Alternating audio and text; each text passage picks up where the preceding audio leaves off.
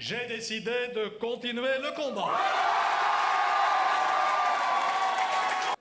En se présentant à la primaire de droite, il ne s'attendait sans doute pas à devoir prononcer ces mots. Devancé de près de 16 points par François Fillon au premier tour, Alain Juppé est passé du statut de grand favori à celui de challenger. Pourtant, en 40 ans de carrière politique, à part l'Élysée, il a quasiment tout connu, chef de parti, maire de Bordeaux, plusieurs fois ministre et même Premier ministre.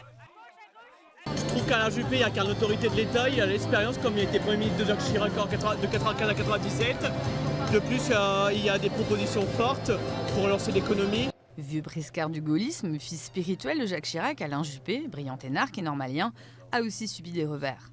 En 1995, alors qu'il est chef de gouvernement, il doit renoncer à la réforme des retraites après un long conflit social. Sourd aux pressions de la rue pendant des semaines, il donne alors l'image d'un homme froid et distant, voire arrogant. L'expression droit dans ses bottes s'applique bien, quoi.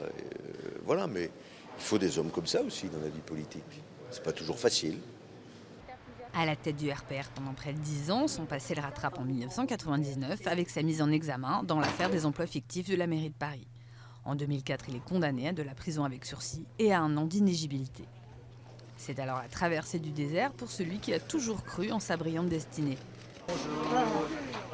Alors qu'il est donné pour mort politiquement, il est réélu à Bordeaux en 2006. Il s'attache alors à adoucir son image, mais il est bien décidé à foncer. Attention, j'ai plus de frein. Revenu au gouvernement en 2010, son passage au ministère de la Défense et aux Affaires étrangères lui confère une image d'homme d'État. Une image savamment cultivée pendant la campagne de la primaire. Son caractère posé, son programme se voulant un peu plus centriste que ses rivaux, il pensait créer un consensus sur son nom. Mais du coup, il n'a pas suscité l'enthousiasme des électeurs de droite. Alain Juppé n'a désormais d'autre choix que de descendre dans l'arène et de pilonner son adversaire.